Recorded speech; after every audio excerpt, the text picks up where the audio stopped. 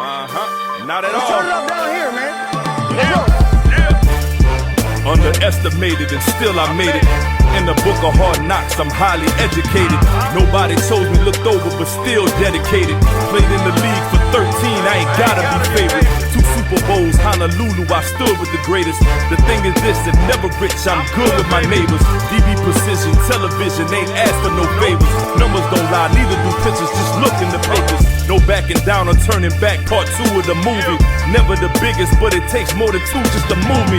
Ain't gotta like what I'm saying, just watch me go to work. And tackle all of these topics right here on Face First. Welcome to Face First. I've been gone for a while. Life happens, and I had some trips to take. We had Thanksgiving, so I took off, and now we're back. It's been a pretty cool time in sports, right? It's like baseball ends, and you kind of get into baseball free agency, and now they're moving into a lockout. Football really gets into the dog days. Now you have bye games. Now you have injuries. People figuring out, okay, who stacks up where when it comes to the playoffs. And football really gets going in college. Now we have championship week, and usually during championship week, there are teams that are not playing in the championship, and you get coaching changes. And so that's what we have. And coaching changes makes me think about the culture of sports, the culture of locker rooms, the culture of teams, the culture of organizations. Because many times the coach brings in that culture, or sometimes that culture is already there, and the people that are hiring the coach, they want to find someone that can uphold that tradition and continue that culture. But sports culture isn't about race. It isn't about hometowns. It isn't about upbringing.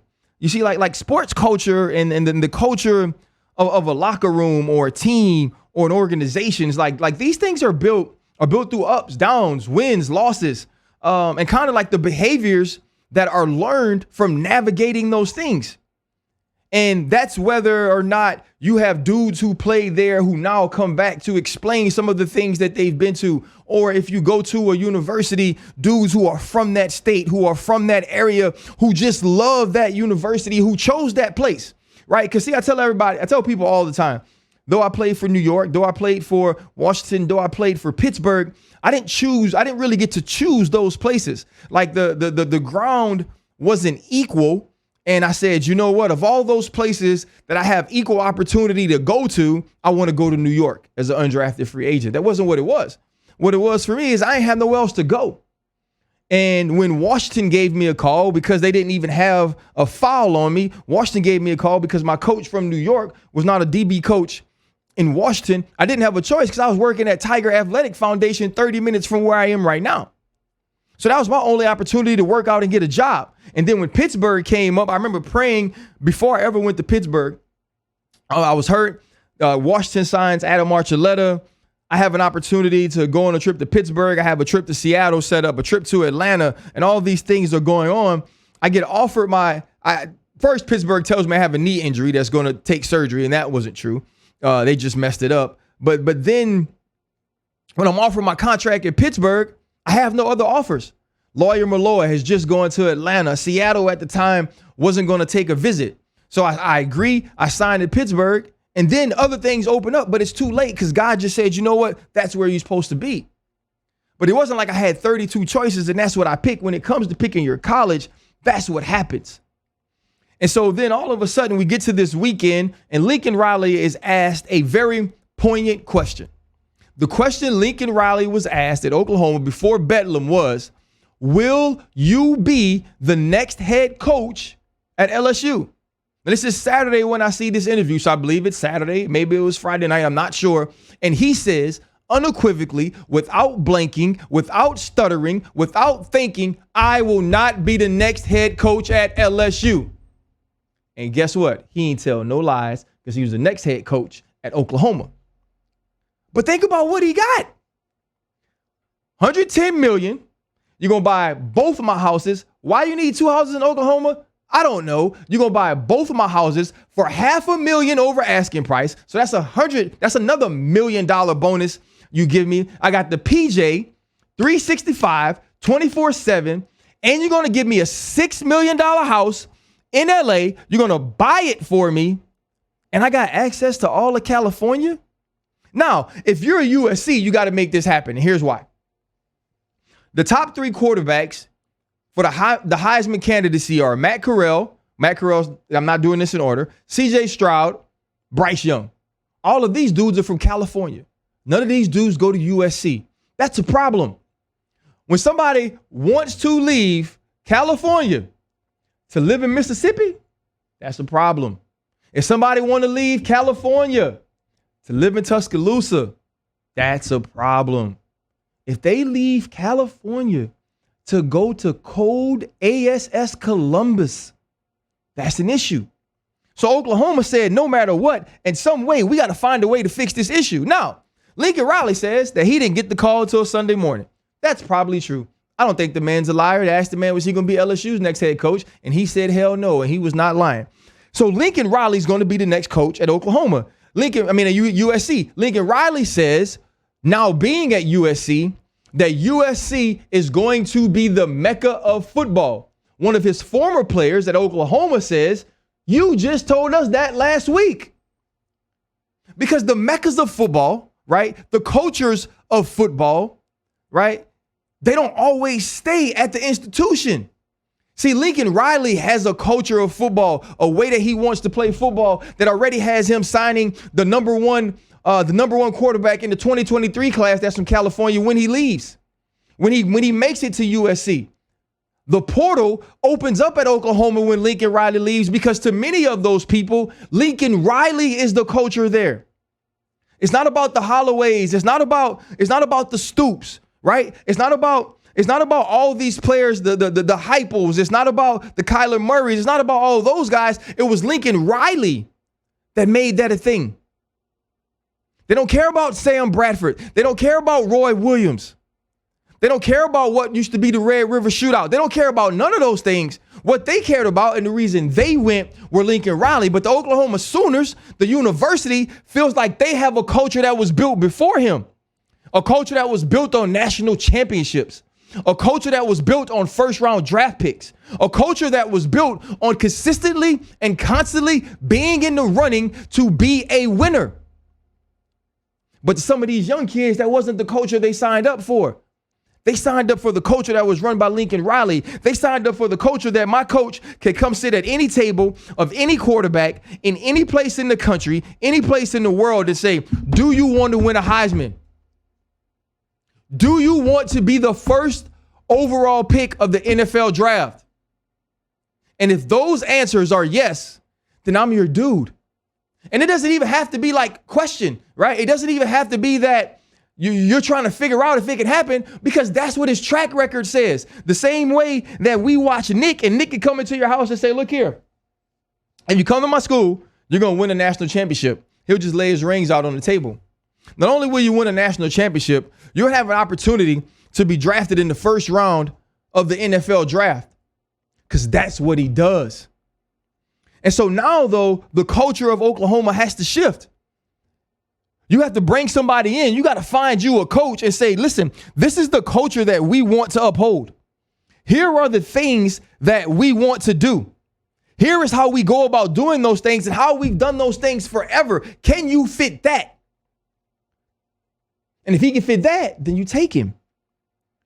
And so my school was the next school to get a new head coach. We got Brian Kelly from Notre Dame.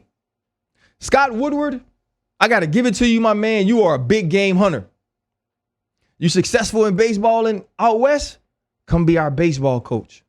You're a Hall of Fame women's basketball coach in Texas? Come be our basketball coach. You coached for a decade at the most historic and prestigious college football program in the history of the country. Come be our next football coach. That's what Scott Woodward does. I'm not surprised by that. It doesn't shock me that he was able to get Brian Kelly to leave Notre Dame to come to LSU. Because what Brian Kelly doesn't have is a national championship. You know why he doesn't have a national championship? Because no matter how well he can coach, No matter how good he was with the X's and O's, when Notre Dame had to see Oklahoma, you ain't have enough guys. When Notre Dame had to see Alabama, you didn't have enough guys. When they had to see Georgia, you didn't have enough guys. Yeah, you had enough guys to win 1 or 2 big games a year that put you in the college football playoffs every year because you were at Notre Dame, but you didn't have the dudes. He's here because they got the dudes here. Because they got the dudes in LSU. That's why he's here. The last 3 coaches that LSU has hired, no matter how you see them, Les Miles, before Les, Nick Saban, Les Miles, Ed Orgeron, all won championships. We know that Nick won because he's Nick. We know that Nick could have probably won a championship had he stayed at Michigan State, but he was smart enough to come to LSU. We've watched Nick do the same thing at Tuscaloosa, right? Which is steep in tradition as well, which is cultured in tradition as well. The culture of success is there as well. They just knew that Nick was the dude that could bring that back. That's why they got him. But they missed and missed and missed and missed. And that culture changed in between that time. In between Bear Bryant wearing the hat, right? And Nick wearing the mock turtleneck, they sucked. That culture didn't carry over because culture is ever evolving. Culture is an everyday thing. No matter how steep in tradition, no matter how steep in success, no matter how steep in winning, culture is an everyday thing, and culture is ever evolving. The minute your culture stops evolving is the minute you stop winning and they find somebody else to create the culture that they want. That's what LSU did. The culture stopped evolving. Or the culture evolved into something that wasn't going to allow success, into something that wasn't going to look, whether it was inside or from the outside perception, the way you needed it to look. So Scott Woodward did what Scott Woodward does. He went big game hunting and he got Brian Kelly to leave Notre Dame, right? And come to LSU. I don't have an issue with that. You got a winner. You got a resume. Not only did Scott Woodward do what Scott Woodward does, LSU did what LSU does. LSU hired an old white dude. I don't have a problem with that. That's what they do. Right? Billy Napier, Mel Tucker. These are all people I was like, oh, young, vibrant, energetic. I was excited. I was like, oh my goodness, we got a chance to change the pace.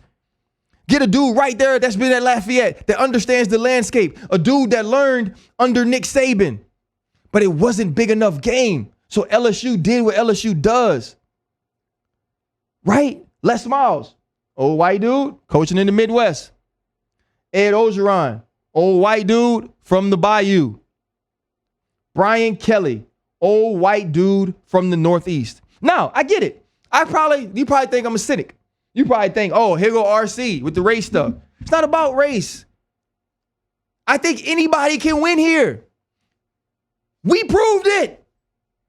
Ed's gone because Ed ain't coached the right way, because Ed ain't lived the right way. He's gone. But he coached the best, greatest college football team of all time. You're going to win here. That ain't hard to do. But you had a chance to make a change. You had a chance to do something different. No, we chose winning. And you should always choose winning. There's different ways to win, though. And so now there are these players that have to say, okay, is the LSU tradition why I'm here, or was Coach O that tradition? Is all I've ever wanted to do was wear purple and gold? Because if all I've ever wanted to do was wear purple and gold, it doesn't matter who the coach is. But you got to understand that tradition too. That tradition isn't necessarily steeped in winning throughout history. It's the reason that when I was at school, all they ever talked about was Billy Cannon from 1958. Kevin Falk started to change that culture. Kevin Falk made it a culture where if you were a star in Louisiana, there was no place you wanted to be other than LSU. And we want people to want to be here. You want people to rush and jump at the chance of being the coach at this school with this culture of football, with this love of fans, with this type of energy, right? With this type of passion for what you do. You want a coach that'll leave in the middle of the night to be here. But do you want to send your kid to somebody that'll leave in the middle of the night to beat somewhere else after they sat in your house and told you how much they needed your kid there, how much they were going to be there for him? Do you want them to send an overnight text, a late text, a you up text? They say, I'm sorry, I can't tell y'all this face to face, guys. I love everything that we've done, but I got to go. I got to go because those kids are better. And that's the truth. I got to go because I got a better chance of winning the national championship, but that's the truth. But do you want your kids to be a part of something where the man just says, you know what? You're not worth looking in the eye face to face and telling you thank you, because that's what happened. But it's not just Brian Kelly. That's all of them. That's what they do. That's why the transfer portal is a thing now. Because people now figured out that we have to understand that these kids look at the culture of these schools based on the coaches of these schools. They're not going to Oklahoma because they love Oklahoma. They're going to Oklahoma because they feel like Oklahoma could do a certain thing under Lincoln Riley. They're going to LSU because LSU could do a certain thing under this coach. They're going to all these different places and being a part of all these different things because of the people. But you got to understand, if you're the parent of a young athlete, you are not handing your children over to another father. You're not handing your children over to another mother. You parent your kids. You are handing your child over to a capitalist that will never put your child and your child's wants, your child's well-being, your child's passions over their own ambition. And I don't say these things to make you feel like these things are a negative. I say these things because they're true. I got a kid that does the same thing. He just found out that his coach was staying. I was asked questions. If Coach Herm leaves or if they're not there, if the coaches are there, will Jordan stay? I said, I don't know. He told me that he'd stay. He told me that he made a choice to go to that school. He wanted everything to stay the same. He's excited that it stayed the same. But he wasn't just there for that. But you got to be smart about that because cultures change because people leave. And so now, when you look at what Notre Dame now has to do, Notre Dame now has to get, whether it's their offensive coordinator or now Marcus Freeman, who's the head coach, they got to stand in front and say, I'm not leaving, right? Because these kids that made a decision to go to Notre Dame because Notre Dame was steeped in tradition because of what people felt about Notre Dame, how much people wanted to be at Notre Dame, all of these kids that had that, right, or that felt that were there because of that, now see somebody leave and jump to go somewhere else. And maybe the tradition and the culture that is there and all these things is no longer as important to other people as it is to them. They had to get coaches to say that it's just that important. Now, think about twist and culture. Marcus Freeman is a young superstar in coaching. So much so, after leaving Cincinnati last year, he interviewed with LSU for the defensive coordinator job before Durante Jones eventually got it, right? Who Durante Jones was part of a culture that didn't like what he wanted to do early on in the season in football. And now we're wondering why the defense eventually gets better. It's because Coach O left him the hell alone. Coach O let him call the defense that he'd been wanting to call the whole year that he didn't want to be a part of because he wanted to see it happen a certain way. And you wonder why you can have the Derek Stingley's gone and the Elias Ricks gone, and you can have the injuries in the secondary, you can have the injuries up front, and a guy like Damone Clark can become the Buckets front runner. It's because you let somebody do what you paid them to do.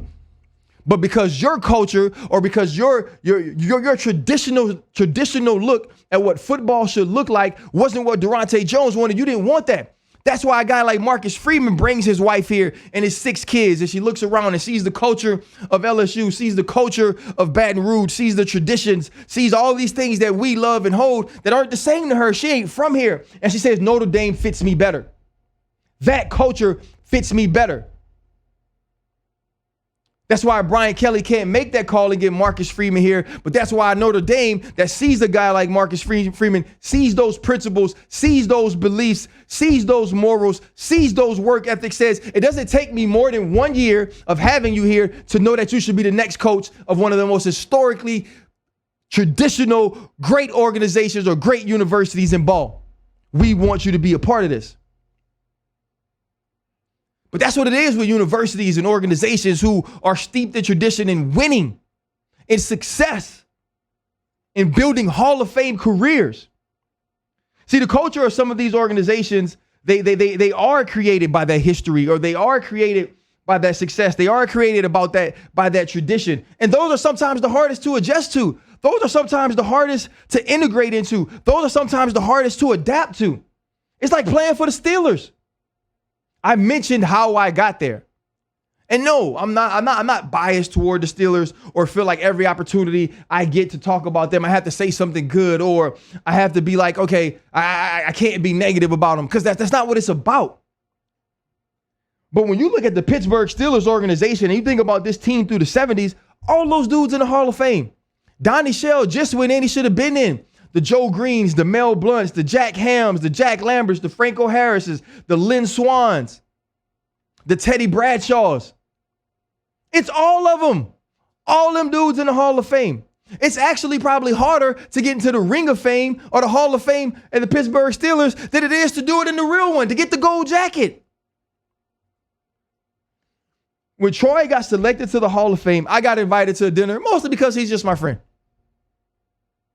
The Mel Blunt, Rod Woodson, Joe, Franco, everybody's there. Bill Cowher, Adam Faneca, who goes in the next year. All these people are there. Troy gives his speech. And Troy says it's not about getting selected or elected to the Hall of Fame. It was about guys like them. Guys like the Hall of Famers who were in that room, the Steelers Hall of Famers, saying, you could have played with us. We accept you. You are now a part of this brotherhood forever. That's what it was. That's what it is. So then when I became a part of it and you walk it around and you see this tall dude in the cowboy hat named Mel Blunt in boots, and then you wonder to yourself, why in the hell didn't he play D end? But then you start to have a conversation with him and you learn that he's from the same place you from. You learn that he went to school in the same area you went to school. You learn that now he stays there and he has this foundation and he continues to help young people in Pittsburgh. Why are you still here? It's because of the tradition. It's because of the culture.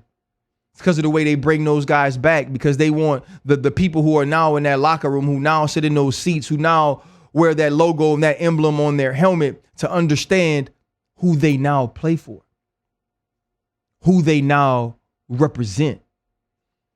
And so when we're in the 2008 AFC Championship and Troy gets a pick six, and the next play I see Willis McGahee shift to the side of Joe Flacco the same way Darren Sproles shifted to the side of Phillip Rivers the week before, and I see the same type of release, and I dig my feet in the ground and I run downhill, all I'm thinking is, I'm not going to stop until I run through his face, because that's what we do. Not just this team, not just Ryan Clark, not just football players, but that's what Pittsburgh Steelers do. And so I made some news this week on Monday after Pittsburgh played the Cincinnati Bengals, but it wasn't just Cincinnati. It was the Los Angeles Chargers. It was the Detroit Lions. It was constantly seeing this team physically dominate. I said, that's not what Steeler football is. That is not the culture. It's not about winning. It's about that effort. It's about that strain. It's about understanding who you represent. And that's hard. That's not easy. I said it earlier. It's hard to adjust, hard to integrate, hard to adapt. That's hard. When you play for some of these organizations, like the Pittsburgh Steelers, like the Alabama Crimson Tide, you are standing in the footprints of legends, and those are big shoes to fill.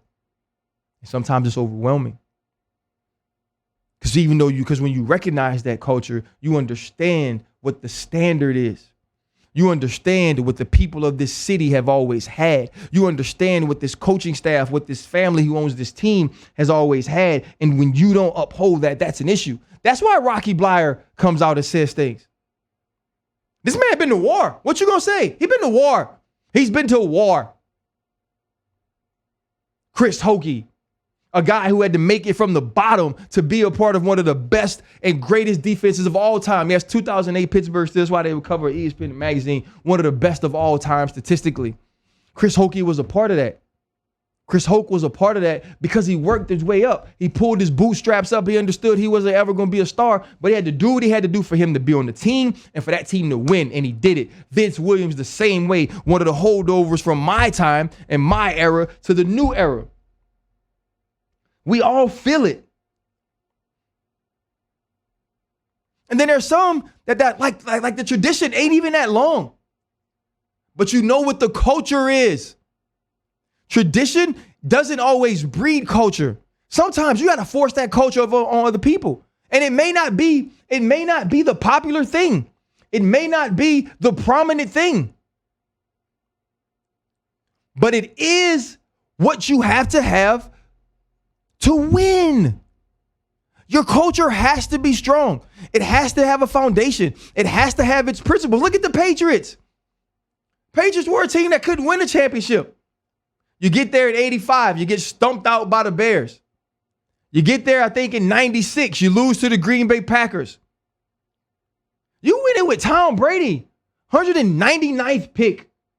But you win it because Bill Belichick sets a standard and a culture that wasn't steeped in tradition. It was steeped in principle.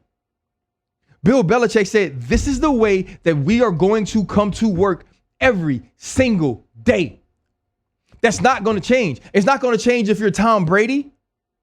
It's not going to change if you're Ross Vitrione, who's a special teamer. We're all going to do the same thing, and we're all going to do those same things the same ways. And I'm going to work just as hard as you do every single day, but you're going to work just as hard as I do, or you're not going to be here.